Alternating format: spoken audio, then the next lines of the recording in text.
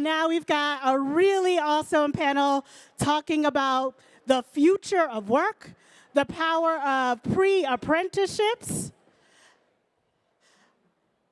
Are you guys ready to talk about the future of work, how school needs to be redesigned? Who's all here thinking about all the ways that we can redesign and reimagine education? Raise your hand, clap it up if you're like, education needs an overhaul. Okay, so we're going to be talking about what that looks like, what that feels like. I'm Kwamara Thompson.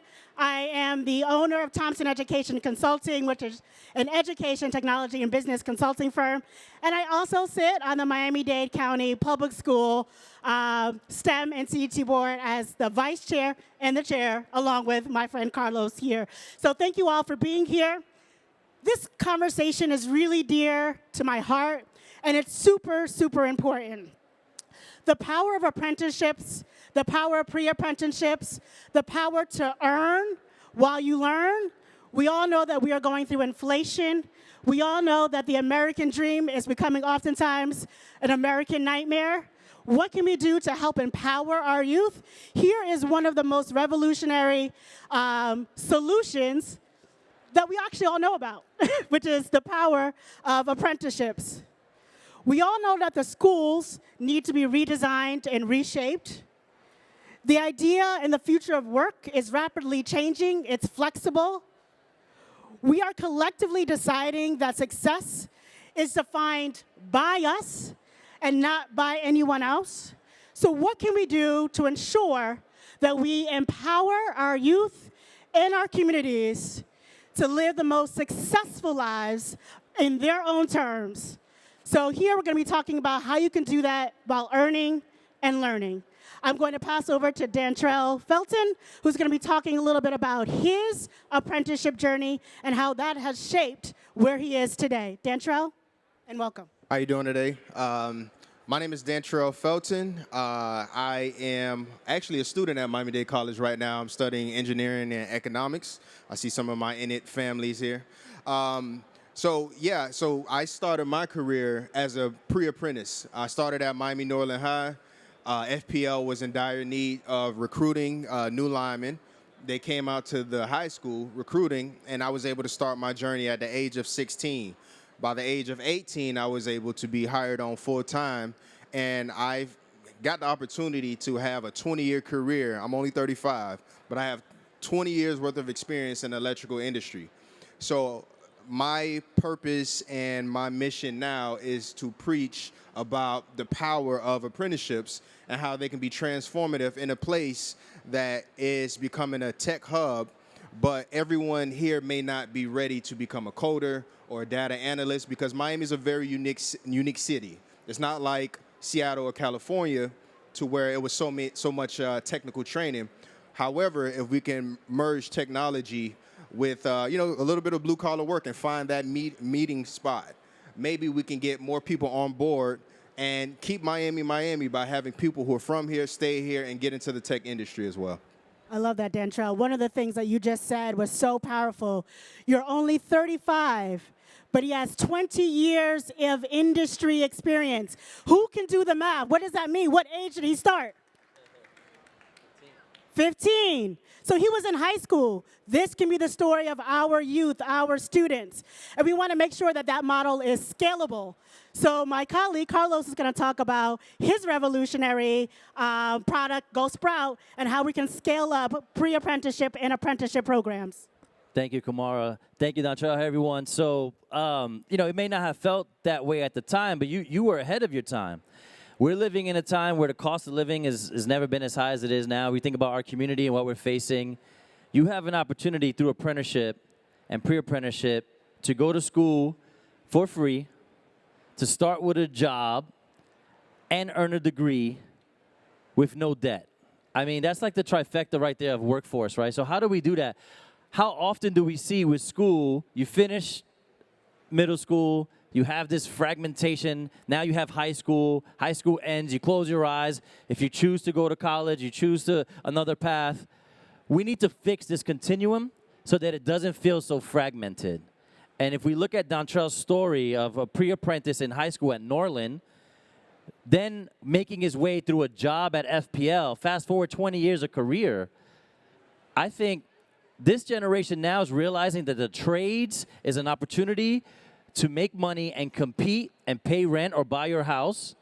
And apprenticeship provides a way to do that. So the platform, Go Sprout, we're now in 15 locations across the United States. Woo, woo, congratulations. We've helped, thank you, multiple utility companies.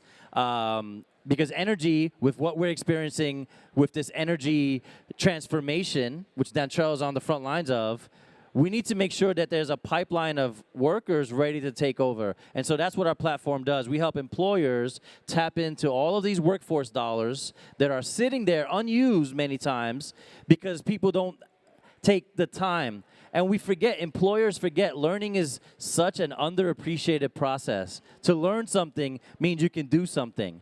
And we need to be able to support, if you really want to impact the bottom line of your company, you need to make sure you address 100% of your employees. I love a couple of things that you just said. If you learn something, that means you can do something. I just feel like we should repeat that again. This is my educator side.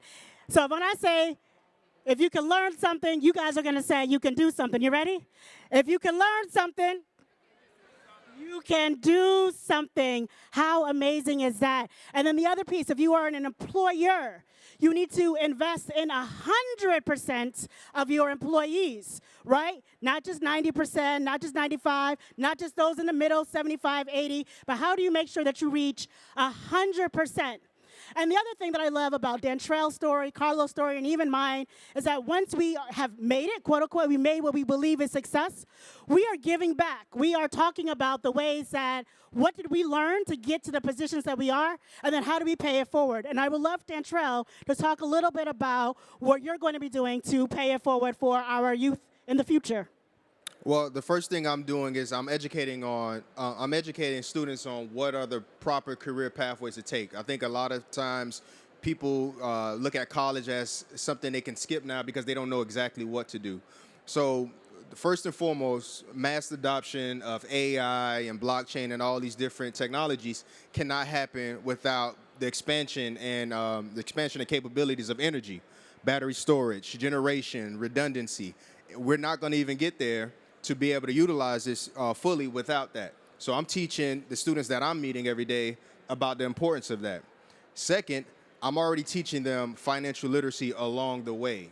You know, I had an opportunity to make a lot of money in my career, but I didn't know exactly what to do as far as investing my money and resources along the way. So to keep students able to stay here, they're gonna have to learn how to manage their money.